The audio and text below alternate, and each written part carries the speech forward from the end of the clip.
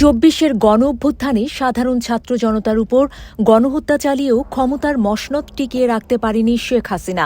বাধ্য হয়ে ওই বছরের ৫ই আগস্ট দেশ ছেড়ে ভারতে পালাতে বাধ্য হন তিনি। এরপর থেকেই ভারতেই খুঁটি গেড়েছেন বাংলাদেশের সাবেক এই স্বৈরাচারী শাসক।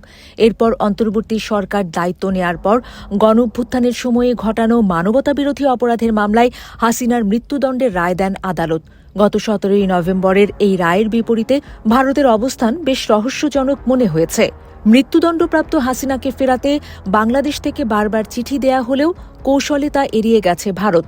একসময়ের বিশ্বস্ত মিত্র হাসিনার বিরুদ্ধে দেয়া রায় আমলে নেয়ার প্রতিশ্রুতি দিয়েছে দেশটির পররাষ্ট্র মন্ত্রণালয়। তবে হাসিনাকে বাংলাদেশের অন্তর্বর্তী সরকারের কাছে ফিরিয়ে দেয়া হবে না বলেই ইঙ্গিত দিয়েছে তারা। ২৪শে গণহত্যা চালানো হাসিনাকে ফেরত আনা সম্ভব কিনা বাংলাদেশের মানুষের মধ্যে তা জানার ব্যাপক আগ্রহ দেখা গেছে। ভারত শেখ হাসিনাকে আদৌ কি ফেরত দেবে, দিলেও বা কিভাবে ফেরত দিতে পারে, এসব বিষয় তুলে ধরে দ্য ডিপ্লোমেট একটি নিবন্ধে লিখেছেন ভারতের ওপি জিন্দাল গ্লোবাল ইউনিভার্সিটির জিন্দাল গ্লোবাল ল স্কুলের সহযোগী অধ্যাপক অভিনব মেহরোত্রা ও অমিত উপাধ্যায়।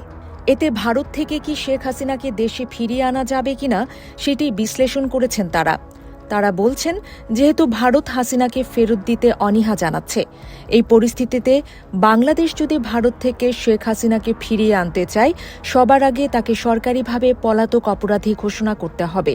এরপর শেখ হাসিনার বিরুদ্ধে যেসব অপরাধের অভিযোগ আনা হয়েছে সেই সব দুই দেশের মধ্যে করা প্রত্যর্পণ চুক্তিতে উল্লেখ আছে কিনা তা খতিয়ে দেখতে হবে।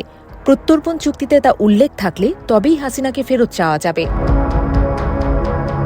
এছাড়া হাসিনার অপরাধের যাবতীয় প্রমাণ, আদালতের নথিসহ ভারতের পররাষ্ট্র মন্ত্রণালয়ের কনস্যুলার পাসপোর্ট ও ভিসা সিপিডি বিভাগে আবেদন জমা দিতে পারে। ভারতের ১৯৬২ সালের প্রত্যর্পণ আইন অনুযায়ী এসব যাচাই বাছাইয়ের প্রক্রিয়া বেশ কঠোর। এখানে মামলার একটি শক্ত প্রাথমিক ভিত্তি প্রমাণ করা জরুরি। এর অর্থ হল, হাসিনার বিরুদ্ধে উপস্থাপিত প্রমাণ এতটাই জোরালো হতে হবে যে একই ধরনের অপরাধ ভারতে সংঘটিত হলে সেই প্রমাণের ভিত্তিতে সেখানে বিচার কাজ শুরু করা সম্ভব হয়। এছাড়া বাংলাদেশ থেকে পাঠানো গ্রেফতারি পরোয়ানা সহ নথিপত্র একজন প্রত্যর্পণ বিষয়ক বিচারককে সন্তুষ্ট করলেই চলবে। বিচারককে নিশ্চিত হতে হবে নথিপত্র যথাযথ কর্তৃপক্ষের মাধ্যমে অনুমোদিত হয়েছে।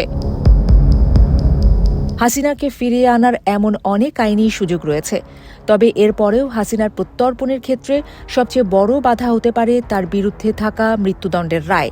কারণ আন্তর্জাতিক মানবাধিকার নীতি অনুযায়ী মৃত্যুদণ্ডের মুখোমুখি হতে পারেন এমন ব্যক্তির প্রত্যর্পণে নিরুৎসাহিত করা হয়। বিশেষজ্ঞরা বলছেন, অতীতে ভারত মানবিক কারণ দেখিয়ে অনুরূপ পরিস্থিতিতে বেশ কয়েকটি দেশের প্রত্যর্পণের অনুরোধ প্রত্যাখ্যান করেছে। ফলে বাংলাদেশের হাতে তুলে নিজেদের অন্যতম মিত্র হাসিনাকে ভারত বিপদে ফেলতে চাইবে না বলেই মনে করছেন তারা।